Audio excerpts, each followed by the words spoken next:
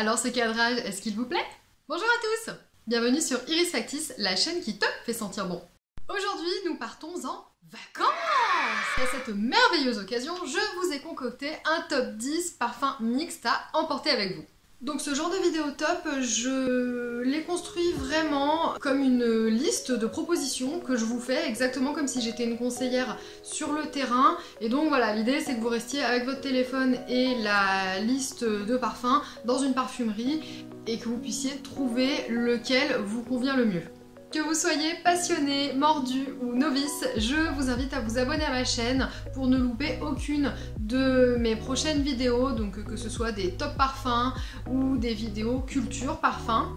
Si vous préférez le silence, vous pouvez aussi me suivre sur mon compte Instagram. Are you ready? Je vous ai déjà fait une sélection de parfums spécial canicule, donc qui va être complémentaire.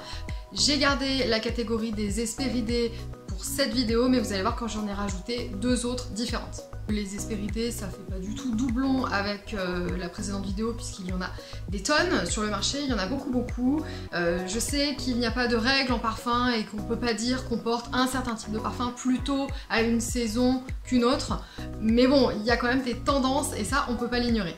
Cette sélection de 10 parfums est découpée en 3 catégories, donc la catégorie des Hespéridés, la catégorie des Boisés et puis la catégorie des Capiteux. J'ai été super sympa, je vous les ai classés par ordre de puissance. La famille des Hespéridés correspond à des parfums qui sont principalement constitués de notes extrêmement fraîches d'agrumes.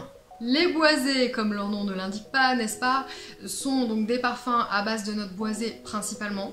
Et dans la catégorie des parfums capiteux, vous allez retrouver des parfums qui auront beaucoup de puissance, beaucoup de présence, ça va être des senteurs assez fortes.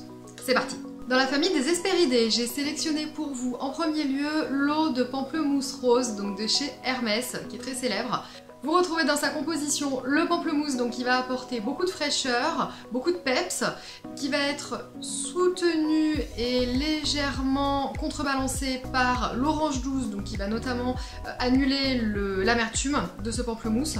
Et puis on y retrouve aussi une note de rose, donc qui ne va pas du tout sentir la rose, on l'identifie pas particulièrement dans la fragrance, mais qui va quand même offrir un fond assez doux, donc floral, pour soutenir les agrumes et qui est nécessaire pour équilibrer le parfum. En deuxième sélection Hespéridés, j'ai sélectionné pour vous l'eau de fleurs de cédra de chez Guerlain, donc qui va avoir une composition très simple, très pure.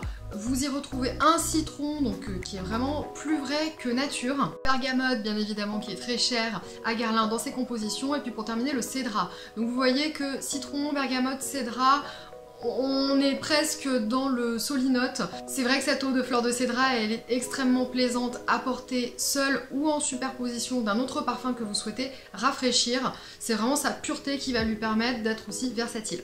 En troisième sélection Hespéridés, je vous ai choisi l'escale à Portofino de Dior. Tout le monde situe Portofino sur la carte ou pas? Je suis sûre que vous connaissez très bien Gênes, les 5 terres. Ouais, c'est bon, on situe, vacances de rêve. On y va.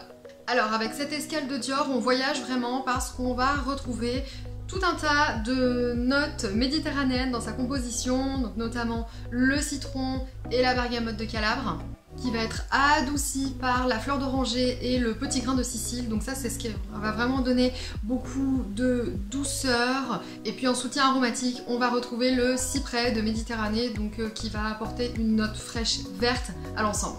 On a souvent des compliments quand on porte Escale à Portofino et je trouve aussi par ailleurs que son flacon matelassé est particulièrement élégant et très réussi. Bravo Dior! Quatrième et dernier parfum Hespéridés que j'ai sélectionné, c'est l'eau du sud d'Annick Boutal. Alors celui-ci c'est un régal de parfum rafraîchissant, très élégant, qui va avoir un côté zesté mais pas du tout gourmand, pas du tout sucré, bien au contraire. Alors ce qui est particulier dans celui-ci, c'est que la verveine va venir soutenir le cocktail d'agrumes, donc vous retrouvez citron, citron vert, cédra. Donc la verveine c'est très particulier, on a tendance à confondre la verveine et le citron qui sont souvent mélangés dans des plats ou dans des desserts qu'on a l'habitude de déguster. Mais en réalité les confondre c'est vraiment une illusion d'essence parce que dans la composition elles viennent se renvoyer la balle, donc se soutenir les unes les autres, donc note de verveine et note d'agrumes. Pour soutenir tout ça, on retrouve de la mousse de chêne et du vétiver. Alors le vétiver, c'est un bois qui est très célèbre en parfumerie, je suis sûre que vous avez déjà vu noter dans la pyramide olfactive une seule fois vétiver. C'est un bois qui a la particularité d'avoir une senteur assez fraîche mais à la fois profonde, donc très intéressant à porter et notamment en été. Donc je résume pour l'eau du sud parce que je sens que je vous ai perdu. Donc verveine, agrumes, mousse de chêne et vétiver. Et donc comme je l'ai expliqué, c'est pour ça qu'il va très bien faire la transition avec la famille des boisés. Alors, sélection boisée numéro 1, vous allez la trouver chez Thierry Mugler, c'est l'eau de Cologne Run Free. C'est la plus légère de toutes les compositions que je vais vous proposer dans cette catégorie boisée et c'est plutôt une bonne nouvelle parce que ça veut dire qu'on peut s'en reparfumer pendant la journée sans incommoder ses voisins. Alors celui-ci c'est un boisé épicé, donc vous allez retrouver notamment dans sa composition le bois d'Akigala, qui est particulièrement chaud et poivré avec du gingembre. Donc le gingembre ça donne tout de suite un caractère punchy, un caractère zesté. C'est un parfum qui est très récent, il est sorti en 2018 et celui-ci je trouve vraiment top. Je précise ça parce que, voilà, si vous regardez mes vidéos depuis un moment, vous avez compris que bon, j'aime beaucoup les nouveautés parfums, mais j'aime bien aussi les parfums qui ont un petit peu d'ancienneté et donc qui ont fait leurs preuves. Et oui, les classiques ne meurent jamais. Sélection numéro 2 boisé, donc ce sera le Guerlain Homme, l'eau boisée. Donc celui-ci c'est un dérivé du Guerlain Homme et pourtant que je préfère à l'original. Comme quoi même dans les flanqueurs, il y a du bon. Donc là, à nouveau un parfum à base de vétiver, donc le fameux bois qui a des senteurs très vertes et très fraîches dont je vous ai parlé tout à l'heure, mais qui va apparaître après un départ citron-menthe. Ce que j'aime beaucoup dans ce parfum, c'est qu'il est rafraîchissant, mais tout en restant racé et tenace. Et encore une fois, c'est pas parce qu'il est rangé au rayon homme que les femmes ne peuvent pas s'en régaler. Il est vraiment très agréable à porter quand il fait chaud. Troisième et dernière sélection boisée, c'est le bois d'orange de chez Roger et Gallet, donc celui-ci à base de bois de cèdre. Vous retrouvez dans sa composition la mandarine, la verveine, des notes de fleurs d'oranger et puis le bois de cèdre qui vient soutenir tout ça. L'avantage chez Roger et Gallet, c'est que pour un été, on peut s'offrir l'eau de toilette et puis toute la gamme complémentaire pour le corps, notamment le gel douche qui est très vivifiant. Troisième catégorie pour les vacances d'été, c'est la catégorie des capiteux. Alors, suite à mon top parfum pour la canicule, on m'a demandé des parfums effectivement qui peuvent être très chauds. Donc qui sont réservés notamment aux soirées d'été, donc ils vont avoir la particularité d'être assez forts, assez envoûtants, mais voilà, complètement hypnotisants pour la saison. Le premier que j'ai sélectionné dans les mixtes, c'est le patchouli de chez Molinard. Alors les notes de patchouli sont tirées des feuilles de la plante patchouli et non du bois ou de l'écorce, donc c'est bien pour ça que ce patchouli de Molinard est classé dans la catégorie des capiteux. Si vous vous intéressez au monde du parfum, vous connaissez probablement le patchouli de Réminiscence, donc qui est très célèbre. C'est vrai que le patchouli de Molinard, il va être un petit peu moins rond, donc plutôt travaillé côté patchouli et santal, donc beaucoup moins enveloppant, beaucoup moins doux, mais justement c'est ce qui fait son intérêt parce qu'il va pas avoir un sillage moins puissant pour autant et c'est aussi ce qui va le rendre mixte.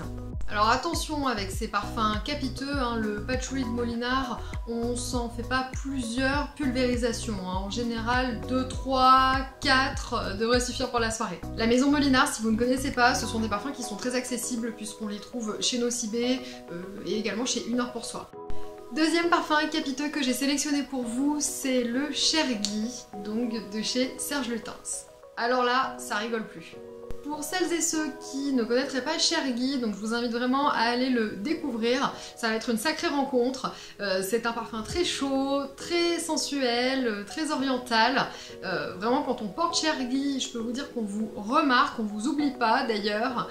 Et c'est un parfum qui est très complimenté. Donc même chose, hein, doucement sur le parfumage parce que gare au sillage explosif de ce parfum où vous retrouvez vraiment le tabac, le miel, les bois, une bombe. Troisième sélection de parfums capiteux, c'est l'eau d'Ipari de chez L'Occitane. Alors l'eau d'Ipari, je vous en ai fait une revue. Il s'agit d'un oriental fumé, boisé, enivrant, donc pareil, parfum très très chaud qui est à la fois un doudou et à la fois une bombe atomique. Vous retrouvez le patchouli, les résines et toutes les notes qui vont correspondre à la définition d'un oriental. Si vous avez du mal avec tous les noms des notes que je vous donne, je vous dirige vers la chaîne de Dépendance Senteur. Donc Dépendance Senteur, si tu passes par là, je te fais un gros bisou. Elle a très bien documenté la composition d'un parfum oriental et c'est de plus une chaîne que je vous invite vraiment à découvrir. J'ai appris plein de choses grâce à elle. Donc je termine avec l'Eau d'Ipari, même si quand je vous décris la composition, ça a l'air d'être assez proche de Chergui. L'Eau d'Ipari est beaucoup moins sucrée, beaucoup moins gourmande que le Chergui, donc vraiment à découvrir et à différencier. Vous me posez souvent des questions au sujet de mes goûts personnels, donc parmi ce top, je peux vous le dire, ce que je porte c'est l'Eau d'Ipari, je porte l'eau boisée de chez Guerlain, je porte l'eau de fleurs de Cédra, toujours de chez Guerlain, et je porte l'eau du Sud d'Annick Goutal. J'espère que cette vidéo vous a plu, qu'elle vous a été utile et qu'elle vous permettra d'avoir un ou peut-être plusieurs coups de cœur et trouver votre ou vos nouveaux compagnons pour les vacances d'été. Que vous soyez passionné, mordu ou novice, je vous invite à vous abonner à ma chaîne pour ne louper aucune de mes prochaines vidéos, donc que ce soit des top parfums ou des vidéos culture parfum. Si vous préférez le silence, vous pouvez aussi me suivre sur mon compte Instagram. Je vous fais plein de poutous parfumés, je vous souhaite de très belles vacances et je vous dis à bientôt dans une prochaine vidéo.